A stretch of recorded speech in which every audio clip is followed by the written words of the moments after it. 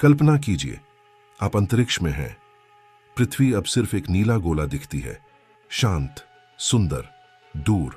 लेकिन आपको पता है अब वापस जाना है, और सच यह है, स्पेस में जाना जितना मुश्किल है, वापस आना उससे कहीं ज्यादा खतरनाक है। आर्टेमिस 2 मिशन, नासा का अगला बड़ा कदम, जहां इंसान फिर से मून के आसपास जाएगा। लेकिन सबसे बड़ा सवाल, क्या वो सेफली वापस आएगा? क्योंकि असली खतरा लॉन्च में नहीं, स्पेस में नहीं, बल्कि री एंट्री में छिपा है। जब ओरायन कैप्सूल पृथ्वी की तरफ लौटता है, उसकी स्पीड होती है करीब 25,000 किलोमीटर प्रति घंटा, यानी आप एक सेकंड में 7 किलोमीटर से ज्यादा ट्रैवल कर रहे हैं। अब इमेजिन कीजिए, इतनी स्पीड पर आप सीधे एटमॉस्फेयर से टकराते हैं। यहां एक कॉमन मिसकंसेप्शन है। लोग सोचते हैं कि हीट फ्रिक्शन से बनती है, लेकिन असल साइंस है कंप्रेशन हीटिंग। जब कैप्सूल हवा को इतनी तेजी से पुश करता है तो हवा कंप्रेस होती है और उसका टेम्परेचर तेजी से बढ़ जाता है। यह तापमान 2000 से 3000 डिग्री सेल्सियस तक जा सकता है, इतना कि मेटल मेल्ट हो जाए, पेंट वेपराइज हो जाए और सरफेस ग्लोविंग प्लाज्मा बन जाए। अब यहां आता है हीट शील्ड। ओरायन कैप्सूल का हीट शील्ड एक खास मटेरियल से बना है, जिसे कहते हैं अब्लेटिव मटेरियल। अब अब्लेशन क्या है? जब हीट बढ़ती है तो यह मटेरियल धीरे धीरे जलता है, लेकिन रैंडम तरीके से नहीं, कंट्रोल्ड तरीके से, layer by layer. Her layer burn होती है और अपने साथ हीट को ले जाती है। इसे कहते हैं थर्मल प्रोटेक्शन थ्रू सैक्रिफाइस, यानी मटेरियल खुद खत्म होता है ताकि अंदर के एस्ट्रोनॉट्स बच सकें। लेकिन हीट ही प्रॉब्लम नहीं है। अब बात करते हैं जी फोर्सेस की। जब कैप्सूल एटमॉस्फेयर में घुसता है तो ड्रैग फोर्स उसे धीमा करता है, लेकिन यह डिसेलरेशन स्मूथ नहीं होता। एस्ट्रोनॉट्स पर लग सकता है 4 से 5 जी, यानी अगर आपका वेट 70 किलो है तो आपको महसूस होगा जैसे आप 300 किलो के हो गए। ब्लड नीचे की तरफ खींचता है, ब्रीथिंग मुश्किल हो जाती है और कुछ सेकंड्स के लिए आप ब्लैकआउट के करीब जा सकते हैं।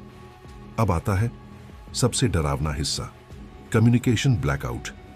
जब कैप्सूल के चारों तरफ सुपर हीटेड प्लाज्मा लेयर बनती है तो यह लेयर रेडियो वेव्स को ब्लॉक कर देती है, यानी नासा का कांटेक्ट कंप्लीटली कट।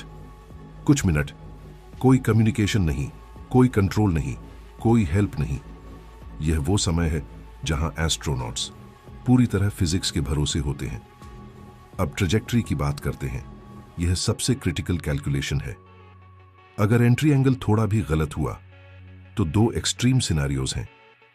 पहला, एंगल बहुत स्टीप, तो कैप्सूल बहुत तेजी से हीट लेगा और बर्न हो सकता है।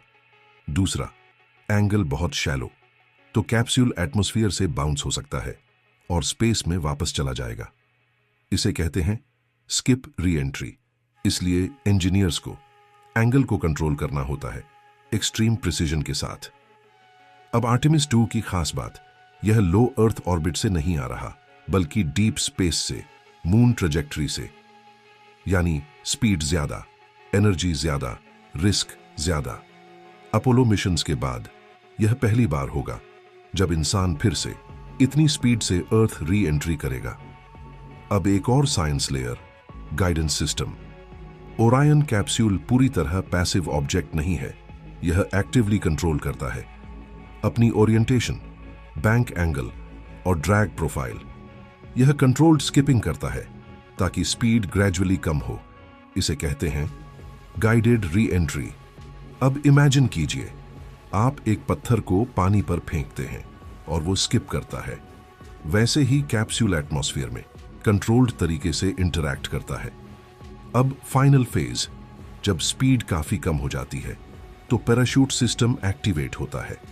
पहले ड्रोग पैराशूट्स जो कैप्सूल को स्टेबलाइज करते हैं, फिर मेन पैराशूट्स जो स्पीड को ड्रास्टिकली रिड्यूस करते हैं। लेकिन अगर पैराशूट फेल हो जाए तो इंपैक्ट ओशन पर एक्सट्रीमली हार्ड हो सकता है। अब स्प्लैश डाउन, कैप्सूल ओशन में गिरता है और रिकवरी टीम्स तुरंत पहुंचती हैं। लेकिन मिशन यहां खत्म नहीं होता। एस्ट्रोनॉट्स को सेफली निकालना कैप्सूल को स्टेबलाइज करना, सब इक्वली क्रिटिकल है।